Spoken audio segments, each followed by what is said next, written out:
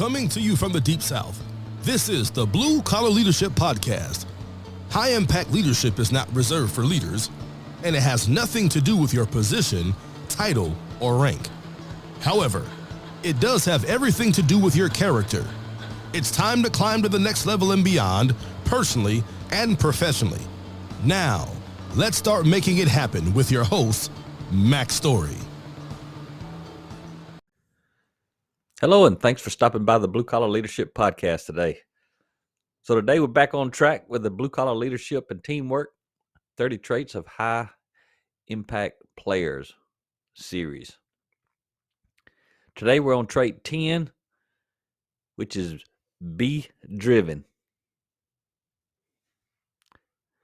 And Thomas Edison had this to say. He says, success comes to those who hustle while they wait. And I like to say, purpose creates focus. And really, you got to follow your passion to find your purpose. You got to be driven. Passionate people are driven. What Thomas Edison was saying about success coming to those who hustle while they wait. While you're waiting for something to happen, those who are driven make something happen. They get busy. They leverage their time. If they're waiting for something to happen, that means they have a lot of time to make something happen. Some people will like to waste time. Most of the people who like to waste time, they're more than happy to waste yours. So be careful who you're hanging around. But when we talk about our passion leading us to our purpose, once you discover your purpose, that's going to create focus. And I'm a great example of that. I used to think my purpose was to be a lean manufacturing consultant. I loved lean. I loved process improvement. And that was my passion.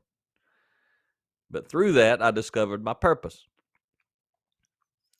which is developing people at all levels. Personal growth for the individual and leadership development for those who really want to take their influence to a much higher level. And because of that, because I was able to discover my purpose, I got busy. I got busy reading every day, right? Y'all have heard me say that like a million times. And then I got busy writing books. That's why I have 15 books today. I've been hustling while I've been waiting. But let's talk about it relative to teamwork. Just like I've asked you in the other episodes. If all you knew about two people that were going to be on your team was that one of those people are driven, they're going to make stuff happen. The other one, well, they like to coast. Which one would you want on your team? Especially if you're the leader of the team. You want somebody who's coasting or someone who's driven to make things happen? Or you want someone who's just going to wait for things to happen? The answer is obvious. You want the driven person. But even if you're just a teammate of someone, meaning you're not the boss, you're on the same level as them, which kind of teammate do you want? You want someone who's driven or someone who's coasting? It's obvious. You want the driven person. You want the high impact player. And then the question I often ask you is, which one are you?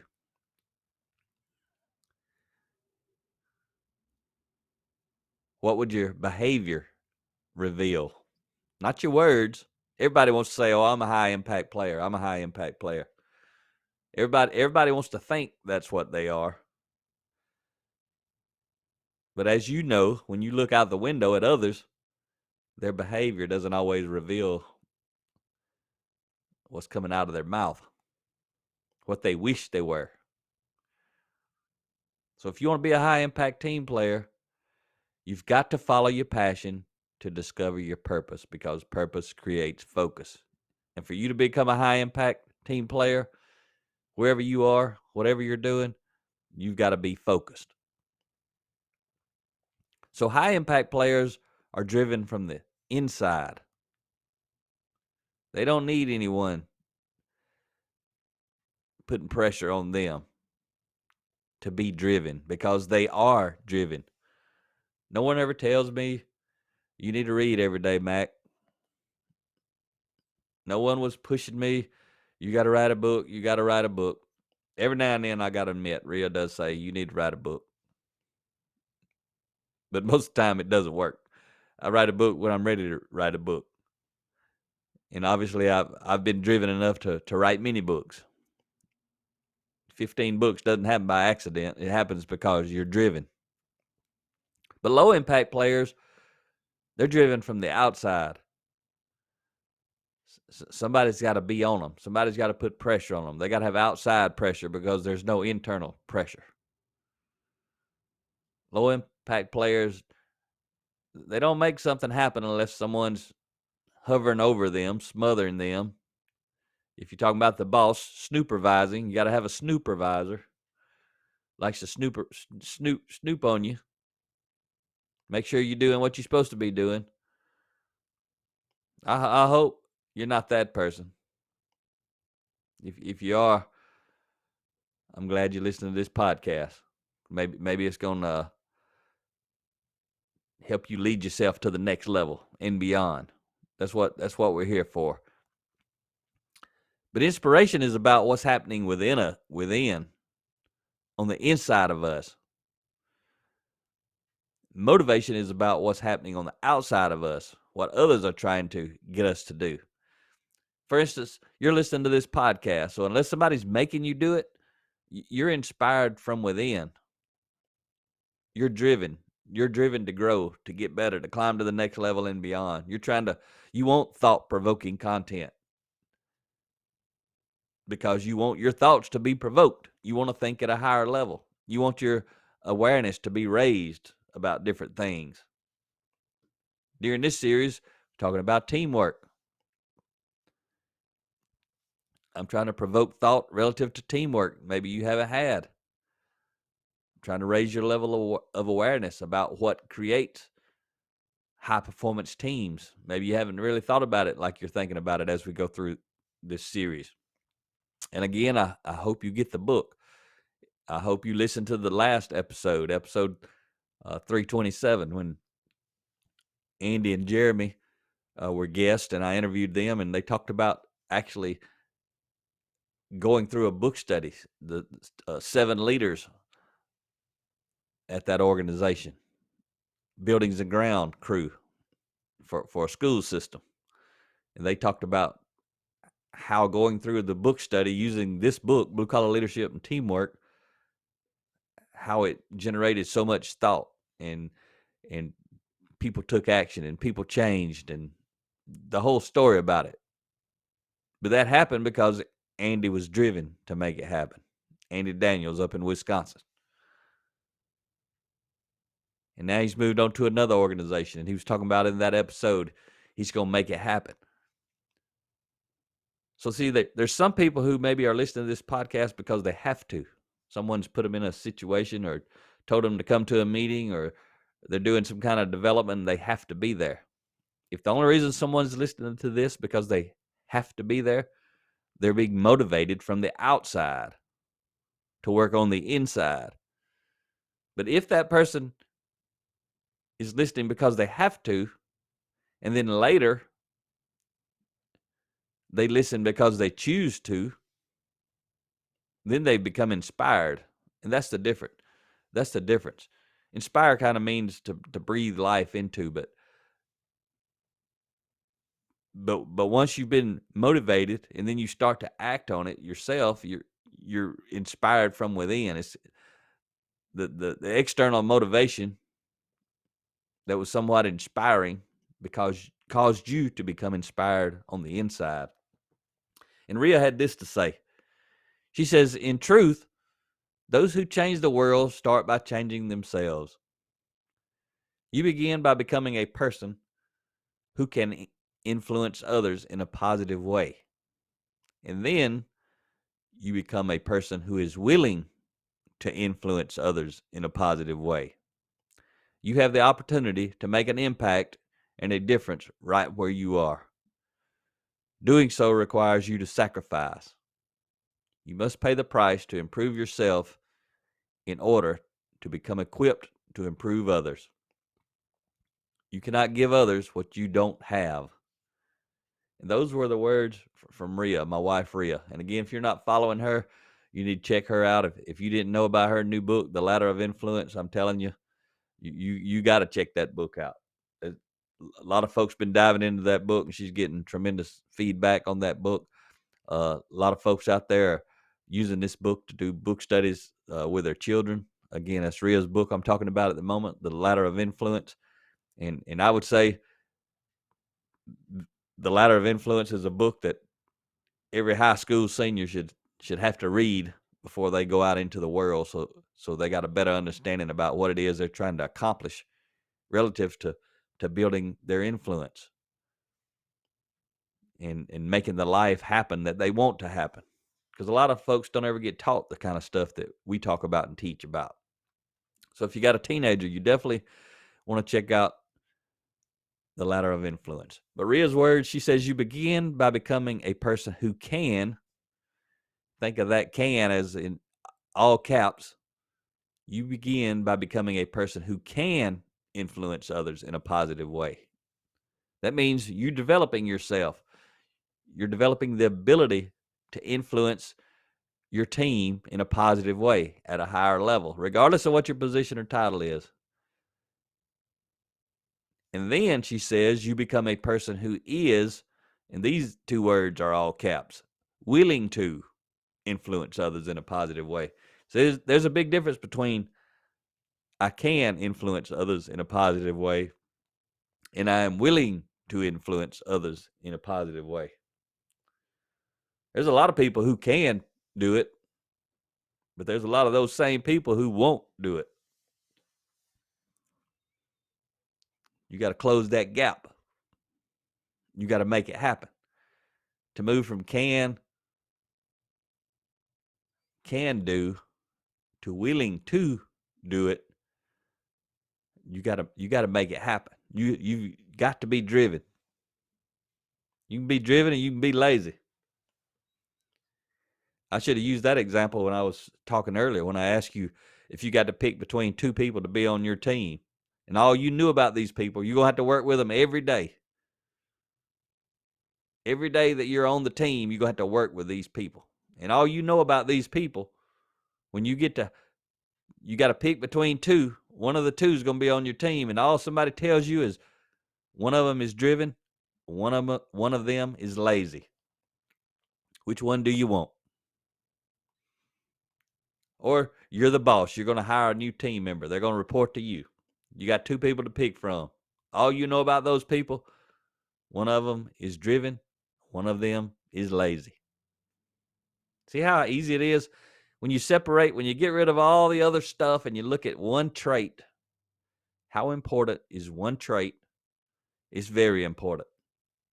So is every other trait. But then you mix them together and they get lost. You lose sight of them. Be driven can mean many things. But it always means you don't wait for someone to tell you what to do.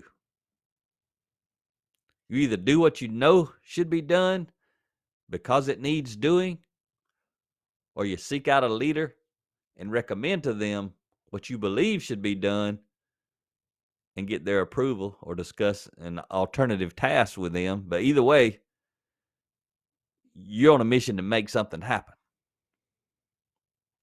because you know and you believe it needs to happen. That's what high impact players do.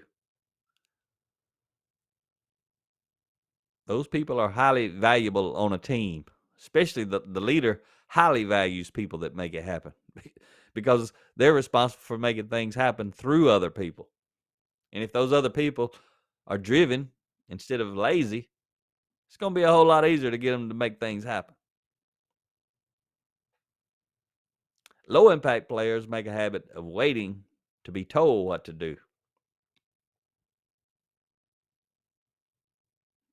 Low impact players make a habit of waiting to be told what to do. You know those folks. You've seen them. And I certainly hope you're not one of those folks.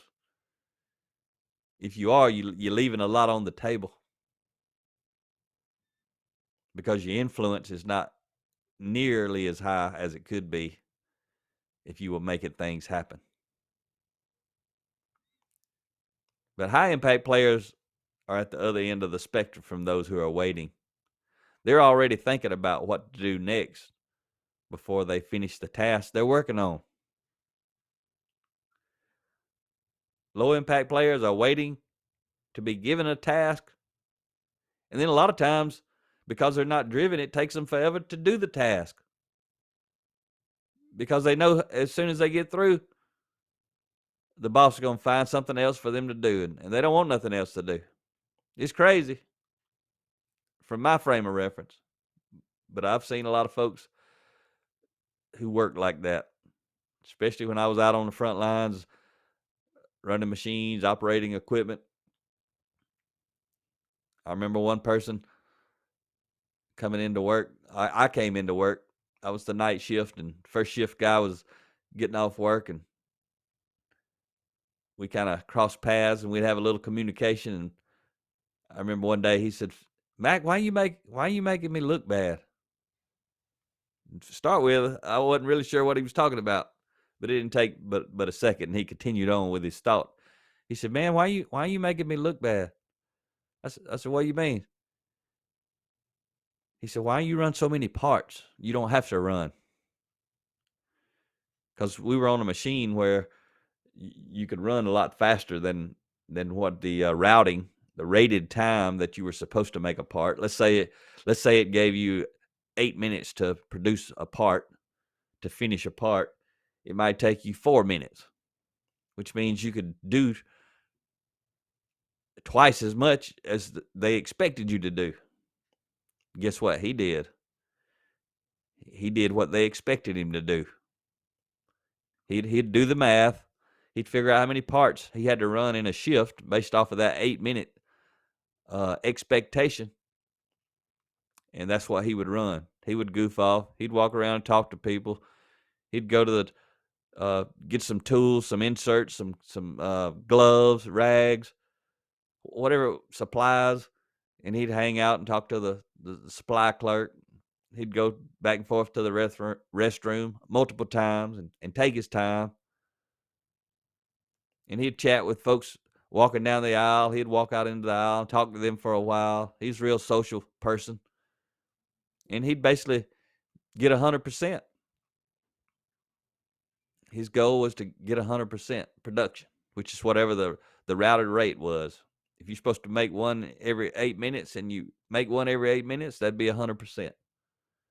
But that ain't what I did. I didn't calculate how many I needed to do. I went in there and I got to work. I was driven to make it happen. I didn't care what the routing said. I just worked, and I didn't do a lot of socializing. I made it happen. So a lot of times I'd have 150% or 180% production, only because the routings were wrong. Everyone else kind of milked the system and did less, but I leveraged the wrong rate and actually made myself look extremely well. But see, that's what he was talking about. Why'd I make him look bad? But see, when you spin it around, I was not really making him look bad. He was making me look good because he could have been doing a lot more work, but he wasn't. But if he was doing what I was doing, then he'd make me look average. But since he was lazy and I was driven, I looked exceptional, thanks to him.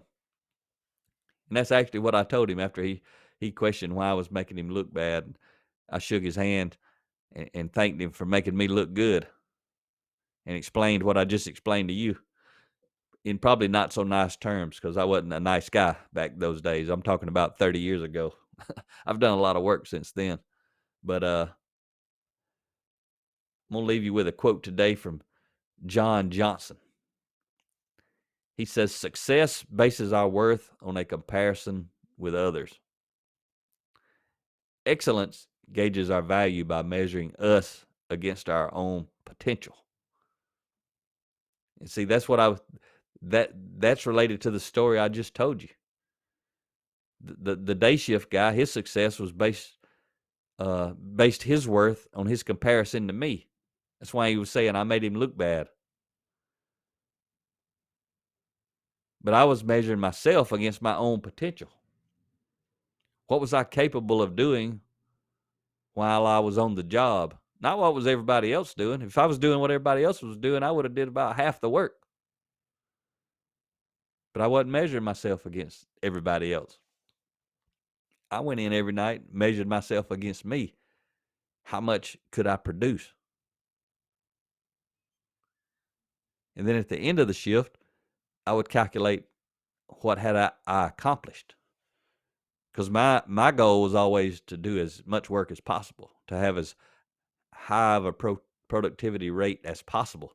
And another thing I was doing to help the organization, these other people were not doing it. And you may have been in this situation. You may have seen this situation. A lot of times in companies, the expectations are wrong. Like in the manufacturing plant that I was in, I mean, we had a routing to tell us each step of the process. It told us exactly how much time we were given for each step. Maybe we had to drill a hole. How long should that take? Maybe we had to put it in a lathe and turn down the rough material to create a finished product. Or maybe we had to broach a keyway in it, drill a hole and put some threads in it to put a set screw in it so that later when they put this coupling onto a shaft that it would align with the keyway, and then you could put a set screw through it. All kind of different operations. It could be cutting gear teeth, but how long did it take? So the thing that I would do that most people didn't do is I would make copies of the routing, and I would make a note of how long it actually took. And I would turn that into engineering because I was trying to get the routings to be corrected. Because I wanted everyone else. I was looking at the big picture. I wanted everyone else not to necessarily do what I was doing because of the reason I was doing it, but I knew it was costing us as an organization. We needed to be more profitable. So if we could actually do one in 4 minutes instead of 8 minutes, everybody who's milking the system doing one every 8 minutes, if the routing actually said 4 minutes and they only did one every 8 minutes, when they got done at the end of the day, they'd have 50% production. And most people are not going to do that if they can help it. So they would actually produce some more parts. And a lot of times we were working weekends. Some people liked it. I enjoyed the money, but I didn't always like working the weekends. Even though I volunteered a lot, I was greedy. I would rather not have had the option, so I couldn't be greedy, so I could actually be off. So we had routing issues all throughout the organization because the people who were, really what would happen there was, in the case I'm talking about, was the technology changed. Some of the tooling changed. We could cut it faster, or we could drill it faster, or things like that. And as we upgraded tooling, the routings were not changed because the people who created the routings, which I had that job later on in my career, are super busy creating new programs and new routings for new parts because we were constantly changing. So keeping track of all the historical parts, those that had been made years, or some cases many years ago, we didn't have enough manpower to do that.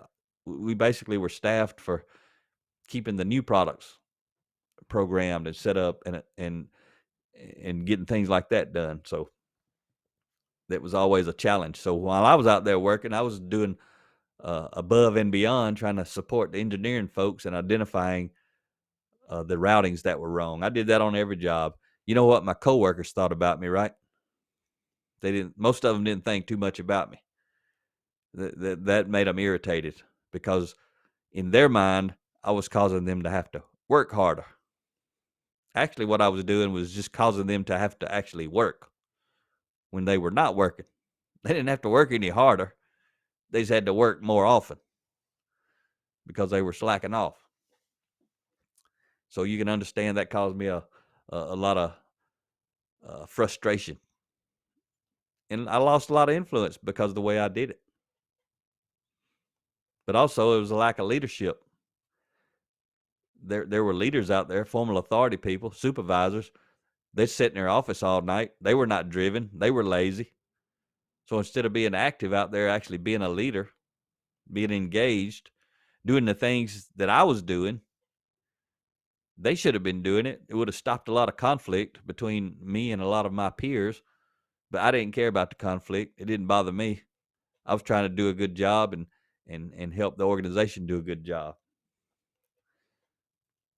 But most of the time, the supervisors, they were more like snooppervisors, like I talked about earlier. They walk around, check on everybody, and then they'd go disappear for an hour or two. Then they'd come back, snooperize a bit. Then they'd disappear for an hour or two. And I'm talking about on the night shift. These supervisors were not heavily engaged in a lot of management activity like the folks on the first shift. Those folks had disappeared, but they were in meetings. They were all kind of things they were doing. But on the night shift, it was really slow. So the supervisor had lots of time to be engaged with us if they wanted to. But most of the time, they were happy to disappear. So I hope you got some value out of today's session. I hope you're not lazy. You could be lazy in one area in your life and driven in another area of your life. If you want to make things happen, be driven. Talk to you next time. Make it happen or someone else will. It might as well be you. Are you serious about taking your career and your life to the next level and beyond? Check out Mac Story's Blue Collar Leadership series books and others, now available on audio, along with paperback and ebooks at Amazon, iTunes, and Audible. Please visit bluecollarleadership.com to learn about Mac's books, programs, special offers, certifications, and more. Thank you for listening to the Blue Collar Leadership Podcast.